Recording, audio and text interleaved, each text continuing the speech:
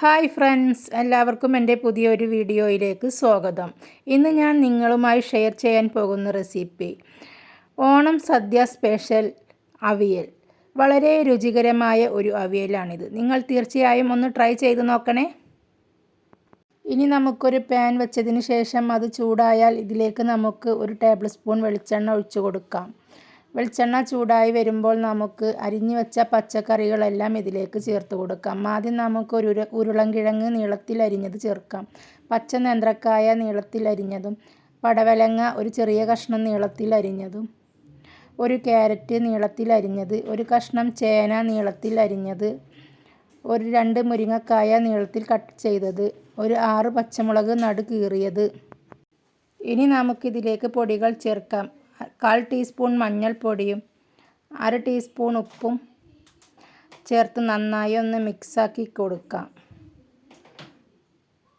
മിക്സാക്കി കൊടുത്തതിന് ശേഷം ഇതിലേക്ക് നമുക്കൊരു 1/4 കപ്പ് വെള്ളം ഒഴിച്ചു കൊടുക്കാം. വെള്ളം ഒഴിച്ച് നമുക്കിതൊരു 2 മിനിറ്റ് അടച്ച് വെക്കാം. 2 മിനിറ്റ് കഴിഞ്ഞാൽ ഇതിലേക്ക് നമുക്ക് ഒരു 5-8 പയർ നമുക്ക് ഇതിലേക്ക് നീളത്തിൽ അരിഞ്ഞത് നമുക്ക് ചേർത്ത് കൊടുക്കാം. നന്നായി ഒന്ന് ഇളക്കി യോജിപ്പിക്കാം. നന്നായി ഇളക്കി യോജിപ്പിച്ചതിന് ശേഷം നമുക്കിത് അടച്ച് വെച്ച് ഒരു 20 മിനിറ്റ് മീഡിയം ഫ്ലെയിമിലിട്ട് കുക്ക് ചെയ്യാം. ഇനി നമുക്ക് മൂടി തുറന്നതിന് ശേഷം നമുക്കൊന്ന് ഇളക്കി കൊടുക്കാം.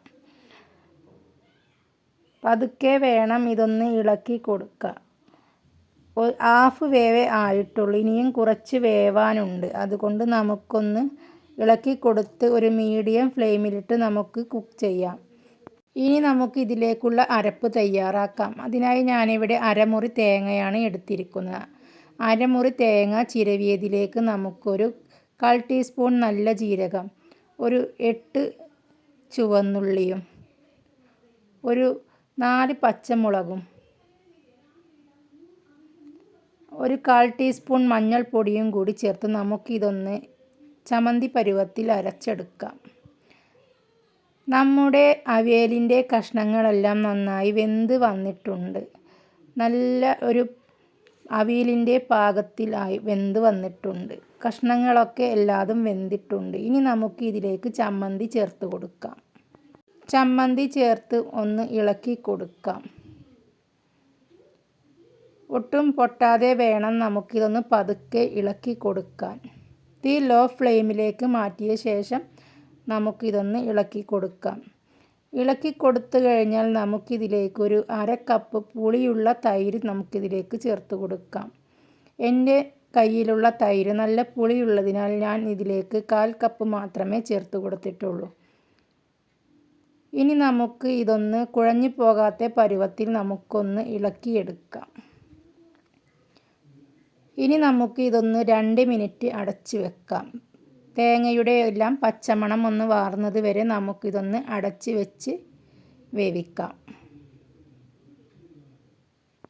2 മിനിറ്റ് കഴിഞ്ഞ് തുറന്ന് നോക്കിയാൽ നമ്മുടെ അവിയൽ ഇവിടെ നന്നായി വെന്ത് വന്നിട്ടുണ്ട്. എല്ലാം റെഡിയായി വന്നു. കണ്ടോ?